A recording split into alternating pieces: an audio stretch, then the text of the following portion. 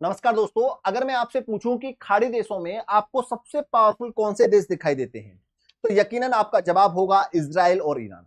यह सवाल आता है कि ईरान इतना पावरफुल कैसे बना, क्योंकि वो ईरान जहां समय समय पर तख्ता पलट होता रहा है, इसे कई बार अमेरिका और ब्रिटेन वालों ने पूरी तरीके से निचोड़ने का काम किया है। तो ये पावरफुल कैसे बना? इसके अलावा दूसरा सबसे बड़ा सवाल यह आता है कि पूरे मिडिल ईस्ट के अंदर अकेला ईरान ही बार बार परमाणु बनाने के बारे में क्यों सोचता है? दूसरे देशों ने तो ऐसा कभी सोचा नहीं है जो मिडिल ईस्ट के देश हैं, लेकिन इसने इतना ज्यादा सीरियस क्यों लिया है? ईरान के अंदर बड़े बड़े बंकर तक बना दिए जो कि 20-20, 25-25 मंजिला हैं, और उसके अंदर जाकर परमाणु कार्यक्रम संचालित किया जा रहा है। क्यों? आखिरकार ईरान को परमाणु की जरूरत है। तो आज के इस वीडियो में हम चर्चा करेंगे कि आखिरकार ईरान देश कैसे बना, ईरान ताकतवर कैसे बना, ईरान ने कैसे ड्रोन और मिसाइल सिस्टम बनाए, और कैसे आखिरकार इसके दिमाग में परमाणु बनाने का आइडिया आया, क्यों यह बार बार परमाणु बनाने पर जोर देने लगा है। सबके बारे में आज की इस वीडियो में हम चर्चा करते हैं। तो शुरुआत करते हैं। सबसे पहले मैं आपको थोड़ा सा मैप दिखाना चाहता हूं साथियों। ये आपको पता होना चाहिए कि ये आपका ईरान है, ये पूरा आप देख सकते हो, ये इराक है, मिडिल ईस्ट वाला जो खाड़ी देश है आपके ये हैं। ओमान है, यूएई यहाँ है, कतर है, ये बहरान है, ये सऊदी अरब है, ये कुवैत है, ये आपका स्टेट ऑफ हार्मोज है। ये कहानी आपको समझ गई? तो हम बात किसकी कर रहे हैं? इस ईरान की। अच्छा, आज के टाइम पर ये ईरान है, लेकिन पहले ईरान नहीं हुआ करता था। पहले जो होता था इसको हम पर्शियन बोलते थे, पर्शियन एम्पायर। ईरान तो अब बना है बाद में, पहले यहाँ पर्सिया लोग रहते थे। अब जो ये पर्सिया लोग थे, जो पर्सिया डेंसिटी थी, ये कन्वर्ट होके किस में आ गई? इस्लाम धर्म में आ गई। ये कैसे कन्वर्ट हुआ इसको थोड़ा सा जान लेते हैं। क्योंकि यहाँ जो पर्शियन एम्पायर था, यहाँ एक सासानी राजवंश चलता था। वहां का एक राजा था जिसका नाम था सासानी राजवंश। तो जो राजा था वो बहुत ज्यादा क्रूर था, इसकी जनता के ऊपर बहुत ज्यादा क्या करता था? भेदभाव करता था, टैक्स लगाता था, परेशान कर रखा था इस जनता को। क्रूर शासक था, उसको सिर्फ अपने आप से मतलब था, अय्यासी करता था, मौज मस्ती लेता था और जनता को परेशान करता था। यहाँ की जनता इससे बहुत ज्यादा तंग आ गई थी। ऊंच नीच का फर्क करता था, अमीरी गरीबी का फर्क करता था, लोगों से जबरन टैक्स वसूलता था, मतलब बर्बाद करने का काम कर रहा था एक तरीके से। अब होता क्या है साथियों, यहाँ के लोग बहुत ज्यादा परेशान हो गए।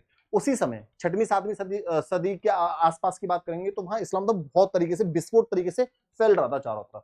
तो यहाँ इस्लाम धर्म आ चुका था। यहाँ पूरा इस्लाम धर्म पूरी तरीके से आ चुका था। जब इस्लाम धर्म पूरी तरीके से यहाँ आ चुका था तो इनके यहाँ गेट पर आके दस्तक दे रहा था इस्लाम धर्म, क्योंकि वो तो फैल रहा था।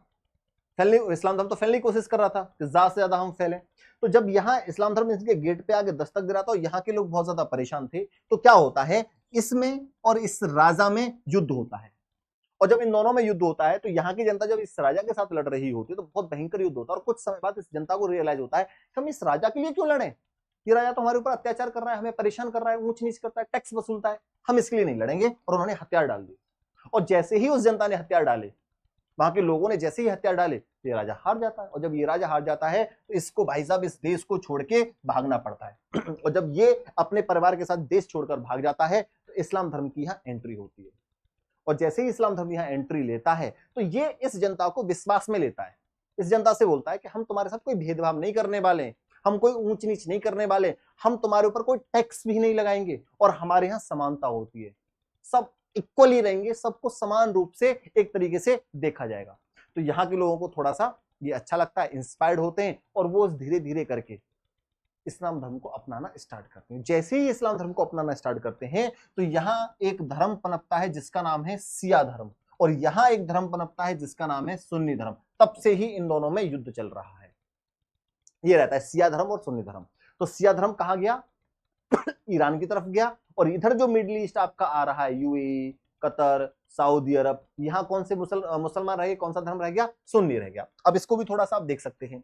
अच्छा, इनके बीच में जो जंग हुई थी ना, यहाँ अगर मैं आपसे बोलूं कि इस्लाम धर्म और जो ये आपका सासानी राजवंश था, इनके बीच में जो जंग हुई थी, उस जंग का नाम क्या था? कुदसिया जंग। ईरान ही एक ऐसा देश है जहां पर इस्लाम धर्म भी अपनाया जाता है और पारसी धर्म भी है। ठीक है, अगर आप आज ईरान में जाओगे तो पारसी संस्कृति को वहां के लोग बहुत ज्यादा फॉलो करते हैं। इस्लाम धर्म को तो फॉलो कर ही रहे हैं, लेकिन पारसी जो संस्कृति थी उसको भी उन लोगों ने नहीं छोड़ा है। तो ये पारसिया लोग थे, उस जमाने की बात है, आप इन पिक्चर्स में देख सकते हैं। अब थोड़ा सा आप इधर आ जाओ कि भाई ये ईरान है, ये आपका इराक हो गया, सऊदी अरब हो गया, यूएई, कतर, ये सारे देश हैं। तो यहाँ कौन सा धर्म पनपने लगा? ये 1501 के आसपास की बात कर रहा हूं। यहाँ सिया यहां सिया धर्म पनपने लगा। आप यहां देख सकते हैं 1501 की बात है। तो यहां भैया ईरान पूरे मिडिल ईस्ट में सिया धर्म का इकलौता केंद्र बन चुका था। सिर्फ और सिर्फ ईरान में सिया मुसलमान थे और इन कई देशों में मिलकर कौन से मुसलमान थे, सुन्नी धर्म अपनाया गया। तो हम बोलेंगे चारों तरफ से सुन्नी देशों से घिरे होने के कारण ईरान ने समझ लिया कि उसे अकेले ही शक्तिशाली बनना होगा, क्योंकि उसको पता लग गया कि यहाँ सिया धर्म है, यहाँ सुन्नी है, सुन्नी धर्म में कई देश आते हैं। तो अगर मुझे अकेला चलना है तो मुझे भाई इन दो देशों से टकराना पड़ेगा सुन्नी धर्म से टकराना पड़ेगा, तो मुझे ताकतवर बनना पड़ेगा। ये तो समझ में आ गया था ईरान को, मुझे अकेला ही चलना पड़ेगा, तब जाके ये अकेला है। अगर ये बोलते हैं कि भाई खाड़ी देशों से इसकी जंग क्यों होती रहती है, खाड़ी देशों से इसका टकराव क्यों है, क्योंकि यहाँ सुन्नी धर्म था, यहाँ सिया धर्म था, तब से ये चल रहा है। 1500 के आसपास की बात मैं आपको बता रहा हूँ। तो ईरान को समझ में आ गया मैं अकेला हूं, मुझे अकेला ही चलना पड़ेगा। अब थोड़ी सी आगे की बात करते हैं, 1800 की बात 1800 का टाइम था जब अंग्रेज चारों तरफ फैल चुके थे। भारत में भी अंग्रेज थे उस समय, और अंग्रेजों का क्या था कि हम हर देश को जाएं और वहां पर जाके शासन करें। तो अंग्रेजों ने ना उस समय बहुत ज्यादा आविष्कार करे थे। एक ट्रेन का भी आविष्कार उन्होंने करा था। ट्रेन को चला रहे थे हर जगह। ट्रेन को वो भाप इंजन होता था, भाप इंजन, उससे चला रहे थे। उनको बाद में पता लगा भाई साहब कि ईरान में ना कुछ ऐसी चीज है जिससे मैं अपनी ट्रेन को चला सकता हूँ, एक एनर्जी मिल सकती है। वो चीज क्या थी, अब उसको समझो। ईरान में एक चीज निकली थी, काली बदबूदार चीज थी। ईरान के लोगों को जब पता लगा कि भाई ये काली बदबूदार चीज है, और जैसे ही मैं इसको उखाड़ कर आग की तरफ फेंकता हूं तो यहाँ बहुत तेज आग पकड़ लेती है। तो उनको समझ आया बेकार सी चीज है, बदबू आती है इसमें से, लेकिन इसका हम यूज कर सकते हैं आग जलाने के लिए। तो उधर ब्रिटेन वालों को पता लग गया कि अच्छा तुम्हारे पास ऐसी चीज है, तो इस चीज का तो मैं आग जलाने के लिए अपनी ट्रेनों में काम कर सकता हूँ। ऐसी मेरे पास बहुत सारी चीजें हैं जहां मैं इसका यूज कर सकता हूँ। तो ब्रिटेन वाले किसके पास गए भैया, ब्रिटेन वाले चले गए सीधे किसके पास, ईरान के पास। और जब ब्रिटेन वाले ईरान के पास जा चुके थे तो ईरान से बोला कि तुम्हारे पास जो काली बदबूदार चीज है आप इसे हमें दीजिए, हम इसको शुद्ध करेंगे, बढ़िया करेंगे, और इस काम तुम्हें पैसा भी देंगे। तो ईरान वाले हंस रहे थे, अच्छा ये काली बदबूदार चीज है, तुम साफ करोगे हमारे यहाँ से, कर दो साफ, कोई दिक्कत नहीं है, और तुम साफ करना चाहते हो और इसका पैसा भी दोगे तुम हमें। उनको नहीं पता था ये तेल जैसी कोई चीज है, लेकिन यहां से ब्रिटेन वाले को तो फायदा उठाना था। तो ब्रिटेन वालों ने कहा हाँ हम तुम्हें पैसे देंगे। तो एक एग्जांपल के थ्रू आपको समझाना चाहता हूँ, अगर वो 100 रुपए का तेल वहां से निकालते थे तो 2-3-4 रुपए सिर्फ ईरान को देते थे और पूरा व्यापार खुद करते थे। उन्होंने वहां से तेल निकालना स्टार्ट करा, मशीन लगाई, इक्विपमेंट लगाई, उसको साफ करा और देशों में व्यापार करना स्टार्ट कर दिया, अपनी ट्रेनें चलाना स्टार्ट कर दी। अब ये बात अमेरिका वालों को पता लगती है। अमेरिका वाले कहते अच्छा तुम यहाँ से व्यापार कर रहे हो, धंधा कर रहे हो, पैसा कमा रहे हो, हम क्यों पीछे रह जाएंगे। अमेरिका भी गया ईरान में, और अमेरिका ने भी वही सेम स्कीम अपनाई ईरान के साथ। तो यहां पर अमेरिका दुश्मन कैसे बना ये पता लगेगा, क्योंकि ब्रिटेन और अमेरिका दोनों ईरान को लूटने का काम कर रहे थे। जाओ तेल निकालो, अपने इक्विपमेंट, अपनी मशीन लगा लो, साफ साफ करो तेल को, उस काले कच्चे माल को, और बेचो और व्यापार करो, पैसा कमाओ, और उसका 1-2-4 रुपए ईरान को दे दो। अब कुछ समय बाद ईरान को ये बात पता लगी कि भाई ये जो ईरान का जो तेल है ना, ये काली बदबूदार जो चीज है, ये तेल है, और इसका ब्रिटेन और अमेरिका यूज कर रहे हैं और देशों में बेच बेच कर व्यापार कर रहे हैं, पैसा कमा रहे हैं, हम ऐसा क्यों होने दें। तो ये बात है। अब साथियों यहां आप देख सकते हो 1991-92 के आसपास की बात, 91-92 में वहां तख्ता पलट होता है, वहां एक नई सरकार आती है, ठीक है।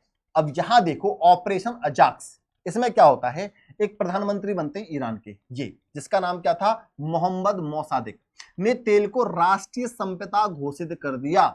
जो मोहम्मद मोसादिक थे ईरान के जो नए वो बने थे, कौन, राष्ट्रपति, प्रधानमंत्रियों ने बोला था कि अब जो ये तेल जा रहा है ना, जो ब्रिटेन और अमेरिका यूज कर रही है, अब ये हमारे देश की राष्ट्रीय संपदा है, इसे कोई यूज नहीं करेगा, हम डिसाइड करेंगे इसे कौन यूज करेगा, किस तरीके से यूज करेगा, हम इसका अलग पैसा लाएंगे। अब इनके दिमाग में ये चीज आ चुकी थी, तो इनसे इनकी जो जनता थी काफी खुश हुई। फिर क्या होता है, अरबों डॉलरों के नुकसान से बौखलाए अमेरिका की जो CIA थी, अब उनको लगा कि भाई इन्होंने तो इसको राष्ट्रीय संपदा घोषित कर दिया, अब यहां से तो हम ये कच्चा माल निकाल नहीं सकते, अब तेल हम यहां से व्यापार नहीं कर पाएंगे। तो ये बहुत ज्यादा बौखला गई कि हमारा तो करोड़ों रुपए का नुकसान कर दिया भाई इस नई जो सरकार आई है इसने। तो फिर क्या हुआ कि अमेरिका की जो CIA और ब्रिटेन की जो MI6 है, उसने वहां पर झूठी हिंसा फैलाने का काम करा, लोगों को आपस में भिड़ा दिया, झूठी हिंसा फैला दी। वहां के लोग क्या हो गए, एक दूसरे से भिड़ने लगे, और वहां की सरकार को गिराने का पूरा जो भी हर संभव कोशिश हो सकती है वो उन्होंने करना स्टार्ट करी। तो फिर इन्होंने तख्ता पलट करवा दिया भाई साहब वहां, ब्रिटेन और अमेरिका ने, क्योंकि वो कच्चा माल नहीं ले जा पा रहे थे ना वहां से। तो मोसादेक को हटाया गया और अमेरिका ने शाह रजा पहलवी को डमी के रूप में बैठाया। तो इनको वहां से उखाड़ फेंका अमेरिका ने। तब से युद्ध चल रहा है अमेरिका से, अमेरिका और ईरान का ऐसा टकराव तब से चल रहा है, वो पूरी हिस्ट्री में आपको बताना चाह रहा हूं। तो फिर इन्होंने किसको हटाया यहां से, मोहम्मद मोसादेक को पूरी तरीके से हटा दिया और इनकी जगह किसको लेके आया, एक शाह रजा थे उसको ले आया और उसको गद्दी पर बिठवा दिया ईरान के अंदर। और ये पूरा चापलूस था किसका, अमेरिका का। अमेरिका जैसे कहती थी वैसा ये काम करता था। इसने पूरे तेल फेल को देना दोबारा से स्टार्ट कर दिया, भैया आओ और हमारे यहां से जितना भी राष्ट्रीय संपदा है जो मोसादेक ने बोली थी आप उसको ले जाओ, ये काम होना स्टार्ट हो। फिर अमेरिका ने इसने पूरी तरीके से लूटने का काम करा। जब अमेरिका इसको पूरी तरीके से लूट रहा था तो वहां की जनता ने फिर विद्रोह करना स्टार्ट करा, भाई हमारी संपदा हमारा तेल और इसको और देश इसका फायदा उठा रहे हैं, व्यापार कर रहे हैं, और हम आज के आज गरीब है, हमारे पास कोई टेक्नोलॉजी नहीं है, हमारे पास कोई व्यापार नहीं है, हम कुछ भी नहीं कर सकते, ये क्या चीज है। तो फिर क्या होता है साथियों, फिर 1979 में इस्लामिक क्रांति होती है और शाह को वहां से उखाड़ फेंकते हैं। वहां एक खामनी करके आते हैं और शाह को वहां से उखाड़ फेंकते हैं। तो यहां से अमेरिका का 1979 से पूरा अस्तित्व खत्म हो जाता है। अमेरिका का कोई भी वहां वो नहीं था क्योंकि शाह को उखाड़ फेंका। अब क्या होता है, इसी बीच 1980 के आसपास इराक और ईरान का युद्ध होता है। अब यहां से समझना असली कहानी। जब ईरान और इराक का, मैं थोड़ा सा मैप के थ्रू आपको समझाने की कोशिश करता हूं साथियों, यहां समझना आप। ये रहा आपका इराक, कहां गया ये वाला मैप, ये रहा, ये देखो, ये आपका ईरान है, ये इराक है। तो ईरान और इराक में यहां युद्ध होता है, 1980 की बात है। और जब युद्ध होता है तो इस इराक को सपोर्ट करने के लिए कौन आता है, अमेरिका आता है इसको सपोर्ट करने के लिए। पूरा हथियार देता है, पूरी टेक्नोलॉजी देता है, सब कुछ देता है कि जाओ तुम इससे लड़ो। और जब इसको, इराक को ये अमेरिका पूरी तरीके से सपोर्ट कर रहा था तो ईरान के पास कोई ज्यादा बड़ी टेक्नोलॉजी नहीं थी, कोई हथियार नहीं थे, कुछ भी नहीं था इसके पास। तो भाई ये इस पर हावी होने लगा। अब ईरान वाले परेशान हो गए, ईरान वाले कह रहे हैं कि भाई ये हमारे पास हावी हो रहा है और हमारे पास ना तो टेक्नोलॉजी है ना हमारे पास कोई हथियार है, तो कुछ भी नहीं, हम इससे युद्ध कैसे जीतेंगे। वो धीरे धीरे करके युद्ध हारने की कगार पर आ चुके थे। मतलब अमेरिका जो था इराक को हथियार दे रहा था, पूरी फंडिंग कर रहा था, ईरान को भारी हार का सामना यहां करना पड़ा। अब क्या होता है, युद्ध हारने के बाद ईरान को समझ आ गया कि संकट में कोई सुन्नी खाड़ी देश या पश्चिमी ताकत उनकी मदद नहीं करेगा, सुरक्षा स्वदेशी होनी चाहिए। अब जब इनको पता लगा कि जब ईरान ने अटैक करा और ईरान से मार गए और अमेरिका वाले इनको सपोर्ट कर रहे थे, तो वहां के जितने भी खाड़ी देश थे किसी ने उनकी सहायता नहीं करी। जो सुन्नी धर्म, जो मैंने आपको पहले समझाया, ये शिया थे, वो सुन्नी धर्म वाले थे, किसी ने इनकी सहायता नहीं करी। तब इनको समझ में आया, तब इनको अकल आई कि अब हमें खुद ऐसी अपनी पावर्स, अपनी टेक्नोलॉजी डेवलप करनी पड़ेगी जिससे हम पर कोई अटैक करे तो हम उनसे युद्ध लड़ सके। फिर उन्होंने क्या करा, इन्होंने चीन से समझौता करा, इन्होंने नॉर्थ कोरिया से समझौता करा, इन्होंने रसिया से समझौता करा। वहां से इन्होंने कुछ मिसाइल्स, कुछ ड्रोन्स वहां से लिए, और जब मिसाइल ड्रोन वहां से लिए इन्होंने, तो फिर इसकी उन्होंने रिवर्स इंजीनियरिंग करी। पहले तो युद्ध लड़े वहां से उनके हथियार लेके, वो युद्ध हार चुके थे, तो जो इनके पास हथियार बच गए थे, जो इनके पास मिसाइल्स बच गए थे, जो ड्रोन्स बच गए थे, इनको खोलना स्टार्ट करा इन्होंने, दिमाग लगाया कि भाई अब हमें और हथियार बनाने पड़ेंगे, क्योंकि उधर अमेरिका इन पर बैन लगा रहा था, कोई भी देश इनके साथ कोई भी समझौता नहीं करेगा, कोई भी व्यापार नहीं करेगा, कोई भी जितने भी वॉर इक्विपमेंट्स होते हैं, वो रक्षा, जितने भी सपोर्ट के लिए जितने भी हथियार होंगे, वो कोई नहीं देगा ईरान को। वो बैन लगा रहा था, सैंक्शंस लगा रहा था ईरान के ऊपर। तो ईरान को समझ में आ गया कि हमें स्वदेशी हथियार बनाने पड़ेंगे, हमें अपनी मिसाइल्स बनानी पड़ेंगी जिनसे हम इन खाड़ी देशों से लड़ सकें, अपने आप को जिंदा बचा सकें। इसलिए फिर उन्होंने क्या करा, रिवर्स इंजीनियरिंग करना स्टार्ट करा। उन्होंने जो भी हथियार आते थे, जो भी इनकी मिसाइल्स आती थी, जो जिन्होंने चाइना से ली, जब इराक और ईरान का युद्ध हो रहा था तो इन्होंने फिर चाइना, रसिया, नॉर्थ कोरिया से इन्होंने कुछ मिसाइल्स लिए, ड्रोन्स लिए, फिर उनकी रिवर्स इंजीनियरिंग करी, उनको खोला।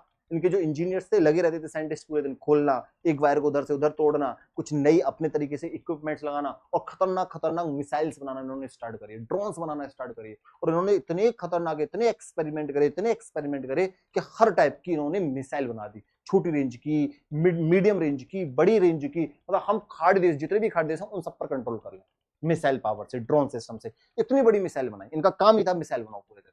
और आज के टाइम पर ये किंग ऑफ मिसाइल कहे जाते हैं।